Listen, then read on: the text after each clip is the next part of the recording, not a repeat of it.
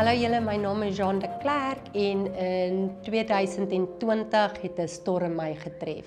Ek het dokter toe gegaan en ek het 'n klier voorheen onder my linkerkantste arm laat uitsny. En toe ek vir opvolg gaan, toe het hulle vir my laat weet dat dit is fase 4 melanoomkanker. Ons het 23 melanome uitgesny waarvan daar 18 aktief was en ons het ook agtergekom daar's 'n kol op my brein en hulle het my verwys na Pretoria Oos. Ek het daar 'n breinoperasie ondergaan. Hulle kon nie die oorsaak daar ook kry nie, mooi toegemaak. Die dokter het vir my gesê ja, dit was net 'n babbel wat hy gekry het daarso en hy het dit uitgeskoop en toegemaak. Van daar af is ek terug Wilgers Hospitaal toe. Ons het begin met bestraling. In 2021 het hulle vir my gesê ja, dit is versprei al my sagte weefsels in my liggaam. Dit is oralstes versprei in my pankreas en in my lewer. Die dokter het gesê sy kan nie verder sny nie. Ons gaan met chemobehandeling begin. Ons het met dit begin en my hare het begin uitval. Soos ek my hare so eil geraak het, so aan die voorkant, het ek een oggend gaan stort en soos ek my hare gewas het dit so koek bo my kop gemaak en ek het my meisiekinders geroep om my te help. Ons het dit eventueel alles afgesny. Dit was vir hulle baie traumaties geweest. Ek onthou net, ek het vir my as ma gesê, jy kan nie ook huil nie, jy moet sterk wees vir hulle, want ek sien wat dit klaar aan hulle gedoen het.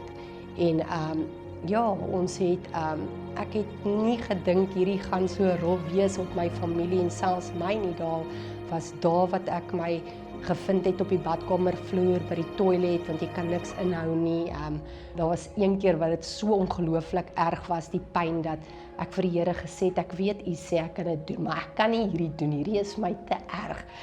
As ek dit moet deurgaan, dan voel ek iemand my radar kom haal.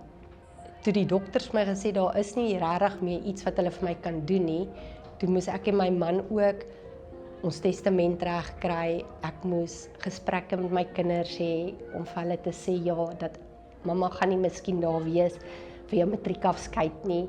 Ek gaan nie vir julle huwelike daar kan wees nie. Ek gaan nooit my kleinkinders sien nie. Dit was baie erg wees en ek onthou hoe die Here, terwyl ek myself vra, maar Jean, as ek nou moet gaan, en ons het nou al hierdie goedjies gedoen, maar as ek nou moet gaan, waartoe gaan ek? En in daai oomblik het ek 'n ontmoeting met my hemelse Vader, waar hy vir my wys hoe ongelooflik lief hy my het. Hy wys vir my dat, Jean, jy het nie nodig om my te dien uit vrees vir die hel nie, en ek het ook nie nodig om hom te dien uit 'n plek van wat hy vir my kan doen nie, maar ek dien hom nou uit 'n plek van wie hy is in my lewe. En hy kom wys vir my dat nie my man, nie my kinders, niemand het my so lief soos wat hy my lief het nie. Hy het my gekies, Jean de Klerk, voor die grondlegging van hierdie wêreld. Ek is syne en hy wil net hê ek moet in verhouding wees met hom. So hier sit ek vandag, ek is volkome genees, daar was 'n storm, maar my God is groter as die storm.